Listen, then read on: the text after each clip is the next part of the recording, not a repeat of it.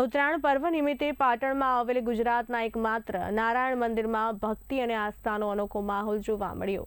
પરંપરા મુજબ ભગવાન નારાયણને ચોખા ઘીના વાઘા પહેરાવવામાં આવ્યા, જેમાં આ વર્ષે અંદાજે 3 કિલો ઘીનો ઉપયોગ થયો હતો।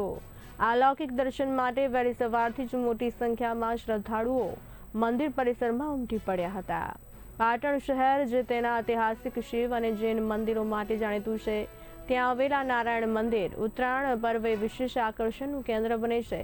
દર વર્ષે મંદિર ટ્રસ્ટ દ્વારા ભગવાન નારાયણ માટે ઘીના વિશેષ વાઘા તૈયાર કરવામાં આવે છે, જે અનોખી પરંપરાનો ભાગ છે। ભક્તોએ ઘીના વાઘામાં સજ્જ ભગવાનના દર્શન કરીને ધન્યતા અનુભવી હતી। આ નારાયણ મંદિરનો ઇતિહાસ પણ અત્યંત રોચક છે।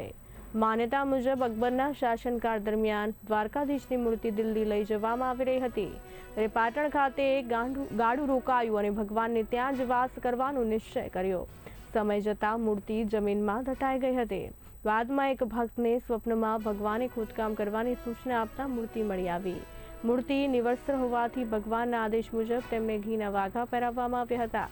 તે દિવસ ઉત્તરાયણનો હોવાથી ત્યારથી જ દર વર્ષે ઉત્તરાયણ પર્વે ભગવાન નારાયણને ઘીના વાઘા પહેરાવવાની પરંપરા અવિરત રીતે નિભાવાઈ રહી છે।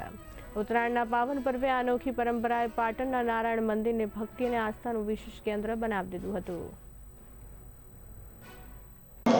લક્ષ્મીનારાયણના મંદિરમાં વર્ષોથી ઘીના વાઘાના દર્શન થાય છે।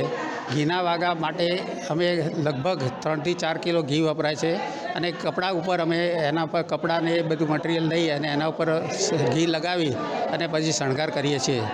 આ વાઘા કરવા માટે અમે રાતના લગભગ આજે તો 4 વાગ્યા હતા। આ ઘીના વાઘા હું છેલ્લા 41મું વર્ષ છે મારે।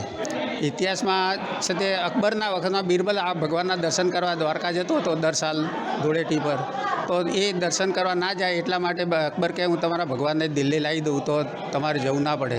ભગવાન બિરબલ કહે હું આવું જ નહીં પાછો। અરે બિરબલ કે મારા ભગવાન આવે નહીં, છતાં પણ એને જોર જબરીથી સૈનિકો મોકલીને લાવ્યા અને અહીંયા પાટણ આવતા રસ્તામાં એક ભક્તને સપનું આપ્યું અને સપનામાં એમને કહ્યું કે હું ફોરો થઈ જઈશ ને તું મને લઈ જા, અને એમને લઈ અને ઘર સંતાડી દીધા એ વખતે।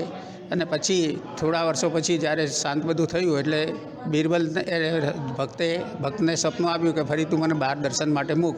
એટલે એ દિવસે ઉત્તરાયણનો દિવસ હતો અને કે તો તમને ઉગાડા તો હું કઈ રીતે દર્શન, મારા પાસે વાઘા તો છે નહીં, તો કે તારા ઘરમાં જે ઘી છે એ મારા ઉપર લેપન કરી અને બધાને દર્શન કરાય। ત્યારથી આ ઘીના વાઘા ચાલુ થયા।